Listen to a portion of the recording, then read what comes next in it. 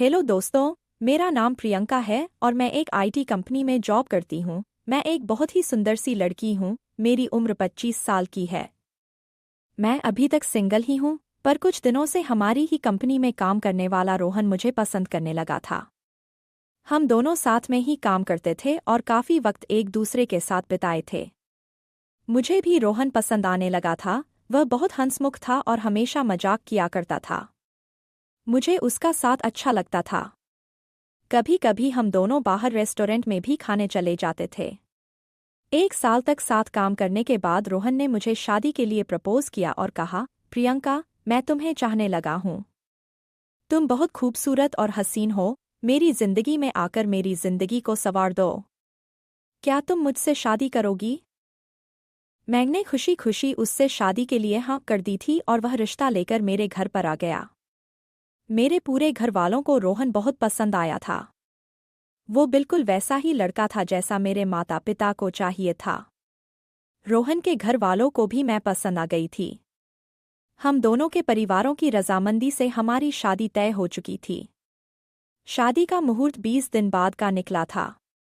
घर पर शादी की तैयारी जोरों शोरों से चल रही थी, पर मैं अभी भी ऑफिस जा रही थी। मैंने सोचा था कि शादी के 2 दिन पहले ही छुट्टी ले लूंगी, क्योंकि प्राइवेट कंपनी में छुट्टी मिल पाना थोड़ा मुश्किल होता है। मम्मी पापा ने कहा था कि तुम तैयारियों की टेंशन मत लो, सब आराम से हो जाएगा, इसलिए मैं बिंदास थी और सारी तैयारी मेरे घर वाले ही कर रहे थे। मेरे भैया तो बात बात पर मेरा मजाक उड़ा रहे थे, पर मैं अंदर ही अंदर खुश थी कि अब मेरी जिंदगी में एक नया मोड़ आएगा। मेरे अकेलेपन भरी जिंदगी में अब मुझे प्यार मिलने वाला था, और जिस चीज़ की ज़रूरत हर इंसान को होती है वह चीज़ भी मिलने वाली थी। अब मैं रोहन के ख्यालों में ही खोई रहती थी। रोज़ रात को फ़ोन करके रोहन मेरे साथ सुहागरात की बातें करता था और मैं उन ख्यालों में डूब जाती थी।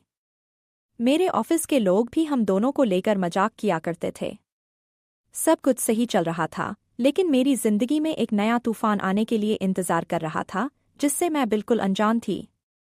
एक तरफ जहां मैं रोहन और मेरी नई जिंदगी के नए सपने देखने लगी थी, वहीं दूसरी तरफ मेरी जिंदगी में भूचाल आने को तैयार था। और मुझे पता नहीं था कि वह मुझे इस तरीके से मसल कर रख देगा।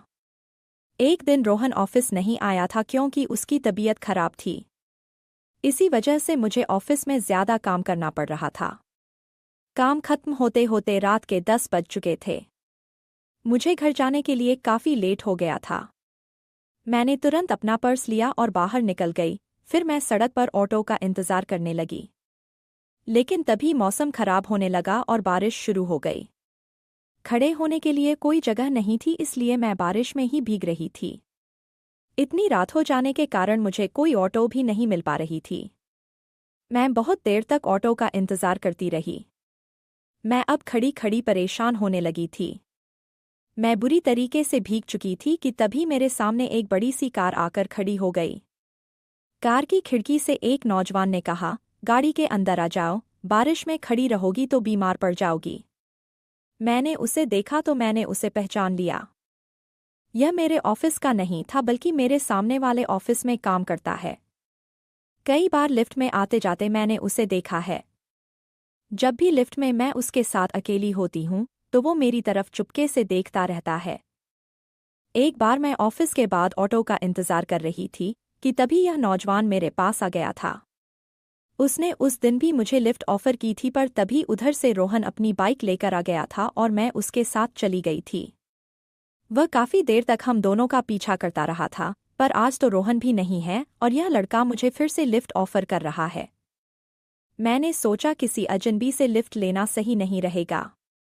यह सोचकर मैंने उसे मना कर दिया और कहा, थैंक यू, पर मैं ऑटो का इंतजार कर लूंगी। इतने में वह नौजवान भागता हुआ बाहर निकल आया और कहने लगा कि रात के 11 बज चुके हैं। इतनी रात को तुम्हें कहीं ऑटो नहीं मिलेगा। मौसम बहुत खराब है और इतनी रात को किसी लड़की का ऐसे अकेले खड़े रहना भी सेफ नहीं है। तुम प्लीज मेरे साथ चलो। अब वो वही खड़े होकर मेरे जवाब का इंतजार करने लगा। मैंने थोड़ा सोचा समझा और फिर मुझे लगा कि इसकी मदद ले लेनी चाहिए। मैं उसकी गाड़ी में बैठ गई। उसने कहा, तुम तो बुरी तरीके से भीग चुकी हो, मेरा घर सामने ही है, चलो पहले अपने कपड़े बदल लो, फिर मैं तुम्हें घर ड्रॉप कर दूंगा। मैं ठंड से कांपने लगी थी। वो मुझे अपने घर लेकर चला आया और तुरंत ही उसने मुझे एक टॉवल पकड़ा दिया।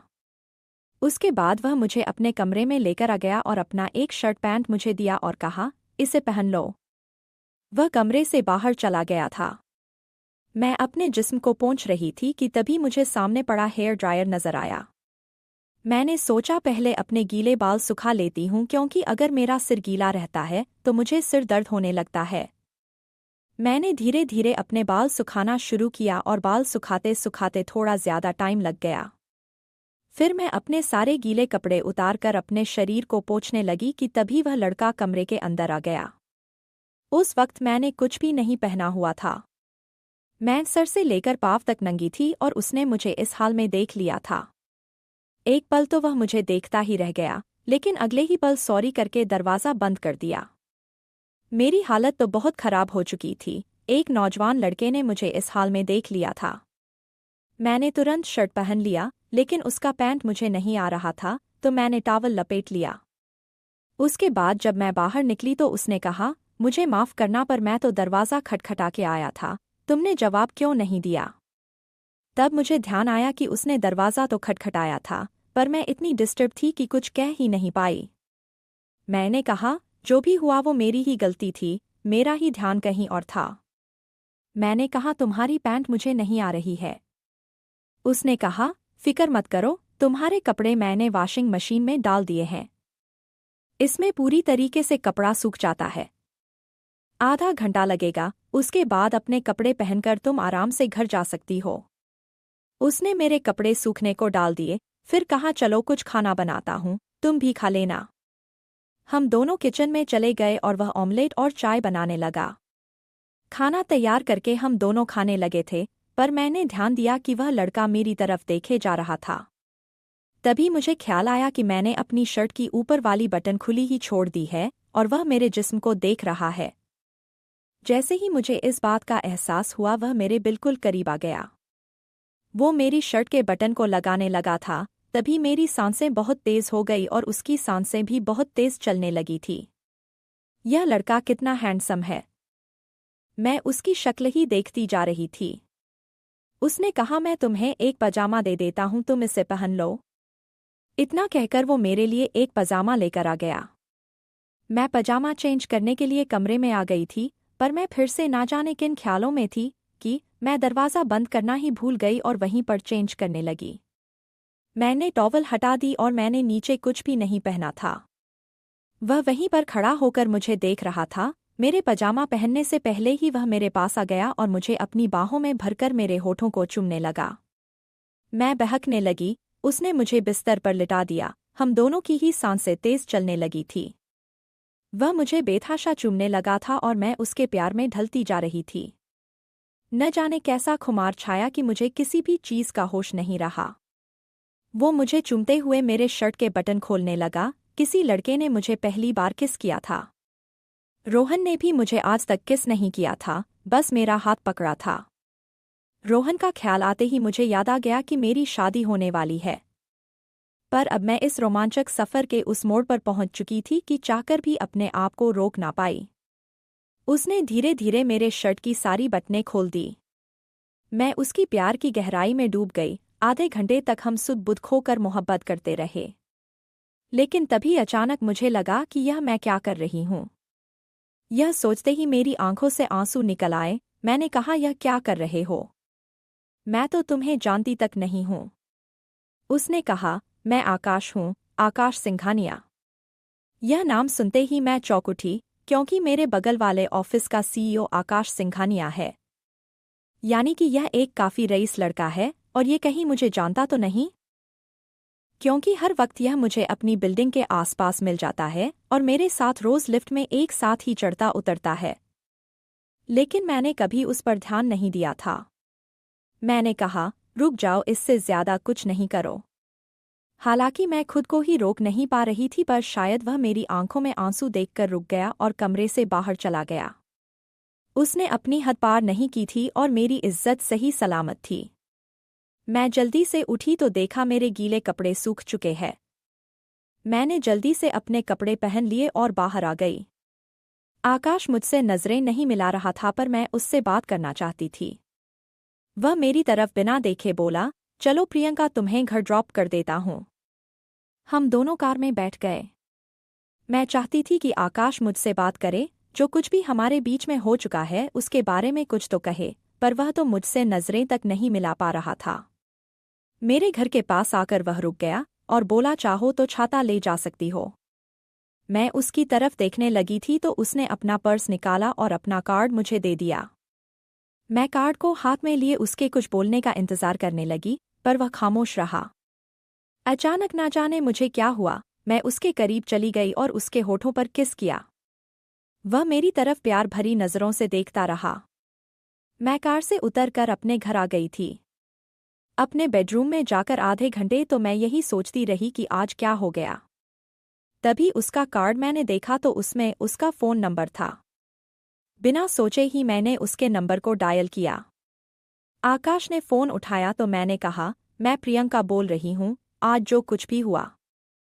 उसने मेरी बात को बीच में ही काटते हुए कहा, मैं उसी के बारे में सोच रहा हूँ, अपने बेड में लेटे लेटे उन यादों में खोया हुआ हूँ। वह मेरी जिंदगी का सबसे खूबसूरत लम्हा था। न जाने मेरे दिल को क्या हो गया था, यह कौन सा खिंचाव था कि मैं आकाश की ओर खिंचती चली जा रही थी। और यही सब सोचते सोचते मैं सो गई थी। अगले दिन जब मैं सुबह उठी तो मोबाइल लेकर आकाश को गुड मॉर्निंग का मैसेज भेजा। आज शनिवार था और हमारी छुट्टी थी, इसका मतलब मैं आज आकाश को नहीं देख पाऊंगी। तुरंत उसका रिप्लाई आया, आज क्या कर रही हो? मुझे आज शादी की शॉपिंग के लिए जाना था पर मैंने उसे लिखा कि मैं आज फ्री हूँ। यह मोहब्बत थी या कुछ और, पता नहीं। उसने लिखा, मेरे घर पर लंच पर आ जाओ, 12 बजे तक आ जाओ, मैं लंच तैयार रखूंगा। मैंने घड़ी देखा तो 10 बज चुके थे, मैं जल्दी से तैयार हो गई। अपनी मम्मी पापा से कह दिया कि मैं अकेले शॉपिंग पर जा रही हूँ, आज मुझे रोहन से भी मिलना है। लेकिन उससे पहले मैं आकाश से मिलना चाहती थी। जो कुछ भी हमारे बीच में हुआ था उससे मेरी जिंदगी में भूचाल आ चुका था। मैं खिंचती हुई उसके घर 12 बजे तक पहुंच गई। मुझे देखकर वो मुस्कुराया और घर के अंदर बुला लिया और बोला, खाना तैयार है, पहले खा लेते हैं फिर बातें करेंगे। खाना खाने के बाद मैंने कहा, देखो आकाश, कल जो कुछ भी हुआ वो न जाने कैसे हो गया। मेरी शादी तय हो चुकी है और 19 दिन के बाद मेरी शादी है। मेरी बात सुनकर उसके चेहरे पर गुस्सा साफ नजर आने लगा था, जैसे कि वह मुझे खोना नहीं चाहता। क्या वह मुझसे प्यार करता है? यह कहकर मैं वहां से जाने लगी थी कि अचानक उसने मेरा हाथ पकड़ लिया और कहा, अगर तुम्हारा इरादा बदल जाए तो मैं तुम्हारा यही इंतजार करूंगा। उसकी आंखों में मुझे अपने लिए मोहब्बत नजर आ रही थी। उसके एक स्पर्श से मेरे पूरे बदन में हलचल शुरू हो गई थी। मैं यूं कमजोर क्यों पड़ती जा रही हूं? मैं तुरंत उसके करीब आ गई और उसे एक हग किया। वह पल मुझे बिल्कुल पागल कर रहा था। बहुत मुश्किल से उससे अलग होकर मैं बाहर निकल आई थी और रोहन के साथ फिर शॉपिंग में बिजी हो गई। रात को मैं जब घर आई तो रोहन का फोन आया, पर ना जाने क्यों अब उससे बात करने का मन बिल्कुल नहीं कर रहा था। वह रोमांस जो हमारे बीच में फोन पर होता था उसमें मुझे मन नहीं लग रहा था। मैंने कहा, रोहन मैं बहुत थकी हुई हूँ, कल बात करते हैं, और इतना कहकर मैंने फ़ोन रख दिया। और फिर ना चाहते हुए भी मैंने आकाश को कॉल किया। आकाश ने फ़ोन उठाते ही पूछा, आज क्या किया सारा दिन? मैंने कहा, मैं रोहन के साथ शादी की शॉपिंग में बिजी थी, तुमने क्या किया? उसने कहा, बस तुम्हारे ख्यालों में खोया हुआ था, वह ख्याल दिल से निकलते ही नहीं, अगर कल फ्री हो तो प्लीज़ लंच पर आ जाना। मैंने कहा, मैं नहीं आऊंगी, तुम्हें पता है मेरी शादी होने वाली है, कहकर मैंने फ़ोन रख दिया। पर ना जाने वो कौन सी शक्ति थी कि अगले दिन 12 बजे फिर से मैं उसके घर पर पहुंच गई थी। आकाश मुझे देखकर मुस्कुराने लगा और फिर मुझे अंदर बुला लिया। खाना खाने के बाद हम दोनों सोफे पर बैठे हुए थे। अचानक वह मुझ पर टूट पड़ा और मुझसे प्यार करने लगा। मुझे चूमने लगा और बोला, तुम तो कह रही थी कि मैं नहीं आऊंगी तो फिर कैसे आ गई? क्या तुम भी वही महसूस करती हो जो मैं करता हूँ? तो फिर यह दूरी क्यों? आओ इस दूरी को मिटा देते हैं। उसकी बातों में मैं मदहोश होने लगी थी, मैं उसके प्यार को महसूस करने लगी थी। उस पल में मैं इस कदर डूब चुकी थी कि उसने मुझे पूरे तरीके से अपना बना लिया। जब मुझे होश आया तो बहुत देर हो चुकी थी। 18 दिन के अंदर मेरी रोहन के साथ शादी है, पर मैं पूरे तरीके से आकाश की हो चुकी हूँ। आकाश ने कहा, अब तुम मेरी हो, मैं तुम्हारा साथ नहीं छोड़ सकता, चलो मेरे साथ। वह मुझे अपने साथ अपनी कार में मेरे घर लेकर गया और सीधे मेरे घर के अंदर घुस गया। फिर मेरे मम्मी पापा को बुलाने लगा। मेरे मम्मी पापा आए तो बड़ी ही अजीब निगाहों से उसे देखने लगे थे। आकाश ने अपना परिचय दिया, फिर कहा, आपकी बेटी और मैं एक हो चुके हैं, अब अलग नहीं हो सकते। उसकी इस बात से मेरा चेहरा बिल्कुल शर्म से लाल हो गया। उसने मेरी मम्मी पापा को यह बात कैसे कह दी? मेरे मम्मी पापा बड़ी बड़ी आंखें बनाकर मेरी ओर देखने लगे थे। पापा बोले, पर बेटी, कुछ दिनों के बाद तो रोहन के साथ तुम्हारी शादी होने जा रही है। लेकिन तभी आकाश ने अपनी जेब से कुछ डिब्बी निकाली। जब उसने डिब्बी खोली तो उसके अंदर सिंदूर था। उसने वहीं खड़े खड़े मेरी मांग भर दी और कहा, अब से प्रियंका मेरी पत्नी है। उसने मेरा हाथ थामा और मुझे लेकर अपने साथ अपने घर आ गया। फिर क्या बताऊं, उस भूचाल के साथ मैं बह गई। रोहन का दिल टूट चुका था, क्योंकि हमारी शादी टूट गई थी। मेरे मम्मी पापा को तो मानो विश्वास ही नहीं हो रहा था कि यह हुआ क्या, और ना ही मैं कुछ समझ पाई थी कि किस कदर मैं एक अनजान लड़के के इतने करीब आ गई थी कि अपनी खुद की शादी तोड़कर उसके साथ घर बसा लिया था। पर शायद यही मोहब्बत है। कई बार मोहब्बत में हम अपना होशो हवास गवा बैठते हैं, और यही हुआ था मेरे साथ।